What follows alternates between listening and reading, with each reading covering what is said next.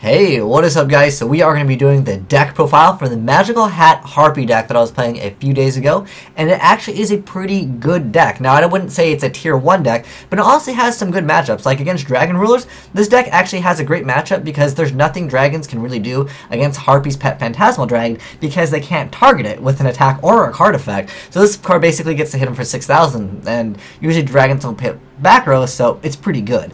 But anyways, I'm going to be explaining all the choices and all the little combos and things as we go along. But if you guys have any suggestions for this deck, I would definitely love to hear it, because like I said, this deck definitely has some potential. I mean, we just need maybe 1 or 2 more Harpy cards, and this deck could actually be very viable, because the one problem I have with this deck is even though you get all these pluses, there's really nothing to do in the deck that you can add that's really good. If this was a Harpy card, the deck would be so good. But basically, your win condition in this build is going to be Hysteric Party.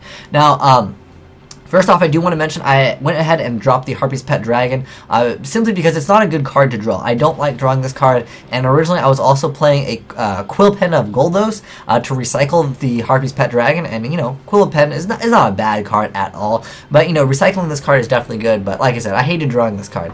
But anyways, let's finally get started with the deck profile, explain all the choices, and let's get started. So first off, since I decided to go with Magical Hats, you know, Magical Hats plus Gear Town is a really old combo, and you know, it works.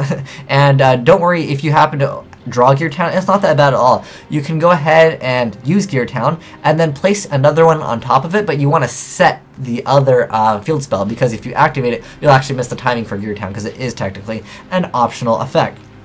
So remember to place your other field spell face down in order to get the Giltron Dragon. Next up, we play 3 Harpy Queens. This allows you to search out for the field spell, but it's just another Harpy card that has decent attack, because a lot of these cards don't have that great of attack. It's basically like an XYZ toolbox deck. So yeah, 3 Harpy Queens, very good card. Next up, 3 Cyber Harpy Ladies. It's just more, you know, Harpy cards you can add to your hand that you can discard with Summoner, not Summoner Monk, but Channeler's effect, or if you want, you can definitely play cards like Lightning Vortex or Regeki Break, just more cards that you can just discard, because you want to use Hysteric Party. This is your win condition in the deck. But yes, 3 Cyber Harpy Ladies just has a decent amount of attack. Next up, 3 Harpie Channeler. This card is fantastic. It's really good if you happen to play this card also, but I went ahead and dropped, you know, the rank 7 in the deck because, like I said, I just didn't like drawing the card, and it was basically like a -1, and this card is also a -1. But yeah, like I said, if you want to, definitely play cards where, you know, you discard cards to get effect, like, I don't know, Karma Cut. Regeki Break is probably the most meta card, or Phoenix Wind Blast is another really good card where you discard a card. Yeah, Harpie Channeler is a fantastic card just to, you know, go for a quick rank 4. If you really want to, you can go for something like a Chidori. And, you know, since it does special summon the Harpy, you know, if you have this, you can start popping lots of back row. Next up, triple Harpy Dancer. There's not that many good Harpies in the actual Harpy, like, deck. I've looked at all of them, and they're really, like, mediocre. But Dancer is pretty good because it allows you to pop cards before you go for your huge play with Hysteric Party, before you OTK them. And what I love with this card is there's no cost or anything, like, other than discarding 1 card. And most of the time, you have a lot of cards that you wouldn't mind discarding. But yeah, this card is actually really good. This is your win condition, and this just allows you to, you know, go for game. That's why I'm not even playing MST in here, because this card basically lets you MST every turn for free. Next up, we do have 2 Summoner Monks. It just allows you to discard Hysteric Sign really quick, and then go for your plays, and then add all the cards, go for any rank 4 that you need to go for. Next up, 2 Maxi, just because it's a good card. Next up, I'm only playing 1 Elegant Egotist. You can definitely play more. I know Hysteric Sign's only used to add Elegant Egotist, and they're never going to destroy Hysteric Sign, which is kind of a problem. You can set this card and hope they get rid of it, but you know, if it doesn't work out, then you're kind of minus. So what I do recommend you guys to do is, you don't really need to play more than 1 Elegant Egotist. You can actually play 0 if you want to. I just think 1's not that bad. It's not a bad card. I was like, whatever, I'll tech 1.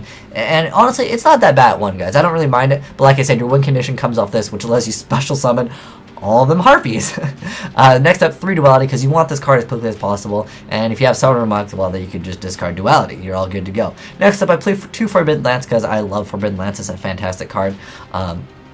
Especially when you actually go for this, like, you don't want anything, well, I mean, it can't be targeted, but there are cards that don't target. So yeah, you really want to make sure if you're going for Mirage Dragon, especially against the Dragon Ruler mirror match, Dragon Ruler matchup, if maybe for whatever reason they side in some type of card that, doesn't target, but you know, as a spell and trap, you definitely have access to lands. So I think that this card, like I said, it's really good against the dragon matchup.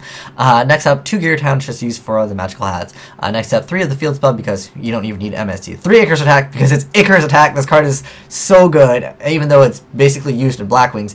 And originally it was actually created for Harpies, but yeah, this card is way too good. What I really love doing is if you go for a Summoner Monk and they, let's say, max you, just go for your other Harpy card and then just set Icarus attack. It always wins. And then 3 magical hat because it's so good in the deck. It is so good. And then lastly, we have the win condition, which is Hysteric Party. As far as the extra deck, the only thing I will recommend you guys to play 1 Crazy Box. You never know when it will come handy. Next up, there's so much room in here. I was like, well, whatever. I'll just throw in Utopia Raid, just in the off chance that I have, you know, the ability to use it. You can also play cards like Instant Fusion if you really want to, but I don't really think it's necessary. Then you have Utopia, Black Shape of Card. Run 2 of these because, like I said, against the Dragon Ruler matchup, this card just wins the game. It just, you summon it and they just go, oh man, what do I do? And then they just simply lose because it attacks your opponent directly, and your opponent can't target a Harpy monster as targets for an attack or card effect. So that includes everything. So that's really good. Next up, I have Diamond Direwolf, then Tudor. This is probably one of the most relevant cards that you'll be making. But if you can make this, go for this. Majority of the time, this card will win you games.